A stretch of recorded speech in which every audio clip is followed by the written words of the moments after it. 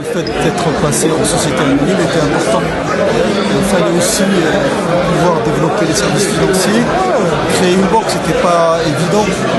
Mais créer une banque et lui transférer les services financiers. Et puis, pour pouvoir lever les défis, il fallait aussi diversifier l'activité. C'est ce qu'on a fait d'abord en développant le colis.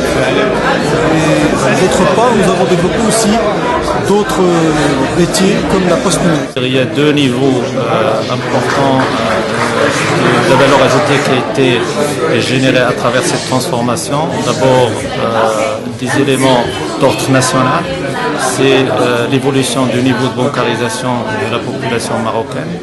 À titre d'exemple, en 2009, avant la création de la banque, nous avions un niveau de bancarisation de 34%.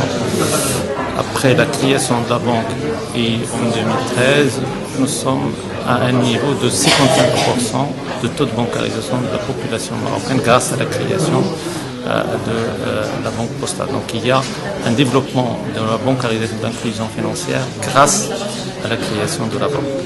Deuxième élément, et c'est un élément propre à Poste Maroc, les revenus des services financiers au sein de la Poste ont évolué d'une manière très significative et le poids des revenus bancaires aujourd'hui des services financiers ont largement évolué au sein du groupe Poste Maroc. Aujourd'hui, en fait, le plus important, c'est un engagement fort du gouvernement et de l'État du pays pour moderniser la Poste. Et nous avons tous les outils et tous les moyens techniques qui nous permettent de mettre cela en pratique. On a lancé aujourd'hui le courrier hybride dans le cloud.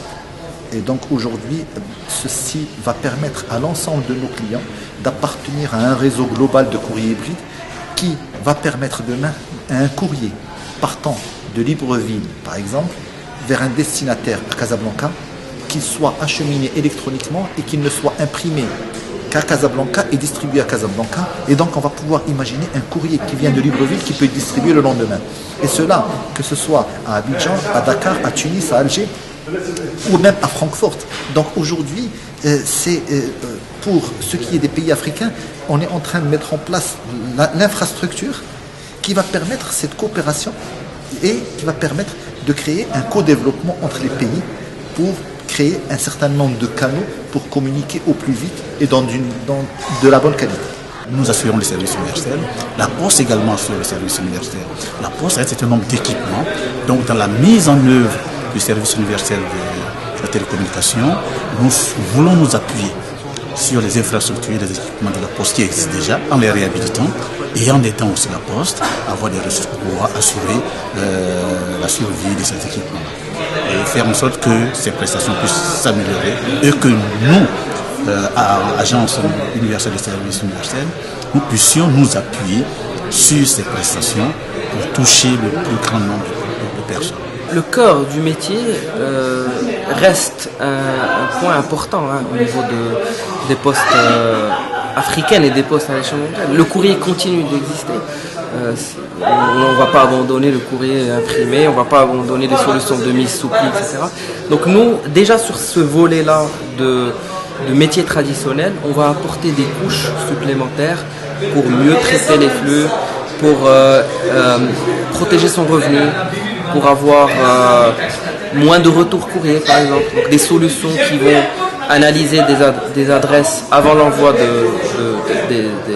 courrier. Ensuite, une fois on sécurise donc ces métiers traditionnels, on passe à la deuxième couche qui est d'apporter des solutions technologiques, donc de géolocalisation, des solutions de big data. Aujourd'hui, la Poste devient, si vous voulez, va détenir un entrepôt de données importantes concernant les habitudes de consommation des utilisateurs. Et donc toutes ces données-là, combinées au web, peuvent être exploitées pour mieux analyser les comportements des utilisateurs et leur proposer des solutions plus adaptées. L'Afrique ne peut pas avoir sa part, et les pays et les postes africains ne peuvent pas avoir leur part dans tous ces marchés, notamment le e-commerce ou les services financiers, s'ils ne se dotent pas de réseaux domestiques solides, d'infrastructures domestiques solides. qu'il est important de développer, d'investir dans les services postaux pour se doter d'infrastructures qui permettront un développement durable des services postaux. Nous savons que dans certains pays d'Afrique, le taux de bancarisation est très faible, et même dans certains pays d'Afrique, il ne dépasse pas les 5%. Et donc, ça constitue un marché ou un potentiel énorme pour la Poste pour qu'elle puisse se positionner avec des produits et services financiers, notamment pour les populations les plus défavorisées.